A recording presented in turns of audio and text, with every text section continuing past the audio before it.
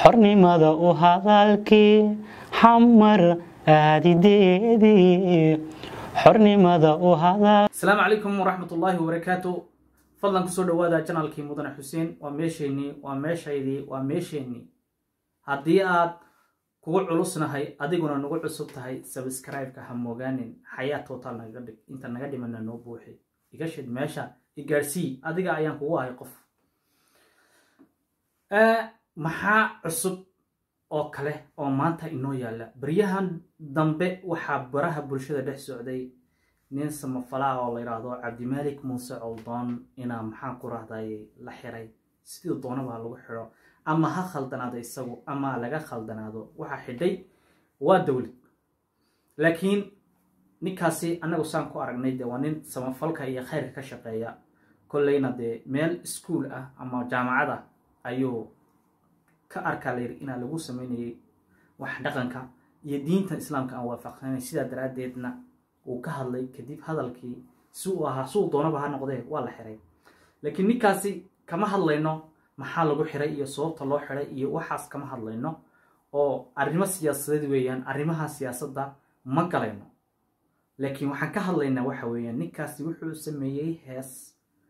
hees ayuu sameeyay heestaasna waxa loo dhiibay nimcaan cabdiraxmaan nimcaan hilaac ninka u taqaanaan ayaa loo dhiibay ninkaasi ayaa inoogu luqeynaya hadda heestii oo bila music ayuu inagu luqeynaya afkiisana wuxuu ka sheegay inuu soo saari doono maxaa ku raada iyadii oo music leh heestu waxay ka hadlayso iyo ujeedooyinka ay leedahay iniga ayaa falanqeyn doona iniga ayaan iniga tegayaa la socod wanaagsan mar kale haddii aan kugu culusahay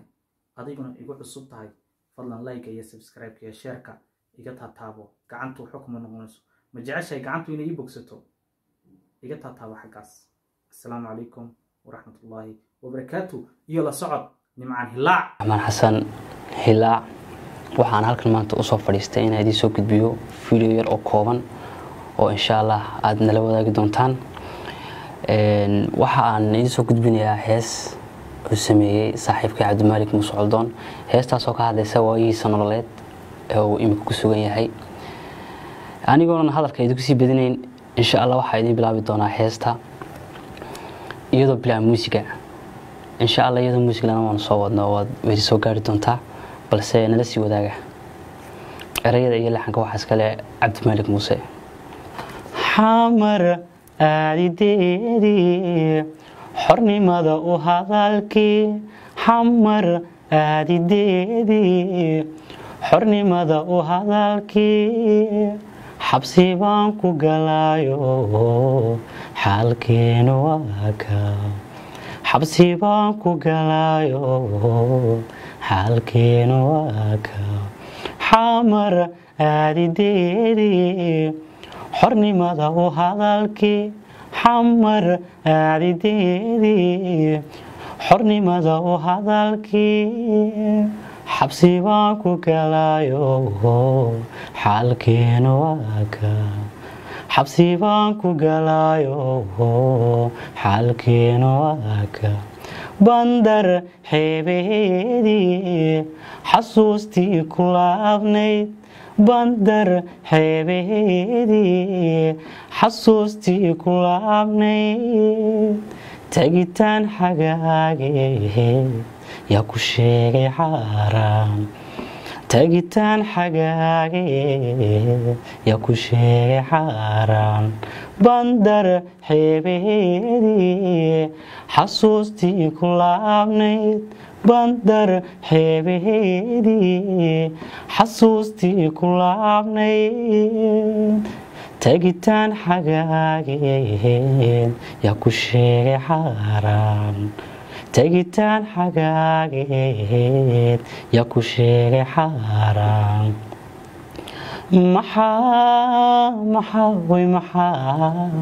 maxaa la igu xidhayaa xag jir la iga dhigayaa ee la i xaganayaa oo la i xanibayaa maxaa la igu xidhayaa xag jir la iga dhigaya ee la i xanibaya oo la i xaganaya dadku xoola maahe xeraad ku odeen dadku xoola maahe xeraad ku odeen xaq waxaanu leeyahay xag kastaba u kicitimo xaq waxaanu leeyahay xag kastaba u kicitimo dadku xoola maahe xeraad ku odeen dadku xoola maahe xeraad ku odeen xaq waxaanu leeyahay xag kastaba u kicitimo xaq waxaanu leeyahay xag kastaba u kicitimo wadankayga xoogban xeelaad u jecelahay wadankayga xoogban xeel aad u jecelahay laygama xigsanaye xinjir baanu qubaya laygama xigsanaye xinjir baanu qubaya wadankayga xoogban xeelaad u jecelahay wadankayga xoogban xeelaad u jecelahay laygama xigsanaye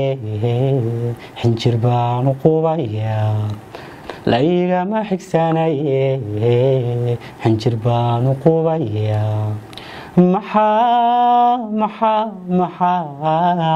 maxaa laygu xidhaya xag jir la iga dhigaya ee la i xanibaya oo la i xaganaya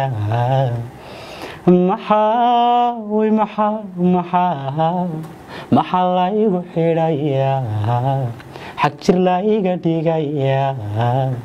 oo la i xanibaya ee la i xaganaya wadankayga xoogban xeelaad u jecelahay wadankayga xoogban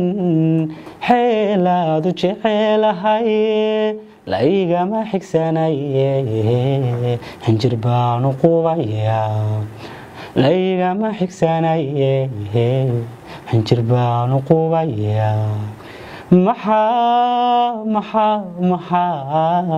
maxaa laygu xidhaya ee la i xanibaya oo la i xaganaya oo la i xanibaya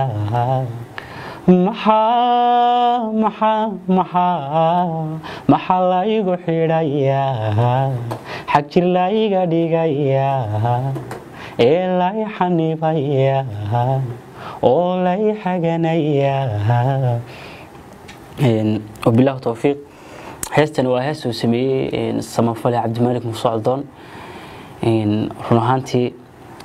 aniguna waxaan soo gudbinaya fariinta ay soo gaarsiiyey saaxiibkay dhammaan bulshada Soomaaliyeedna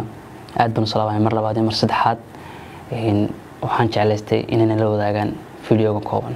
aad baa mahadsantiin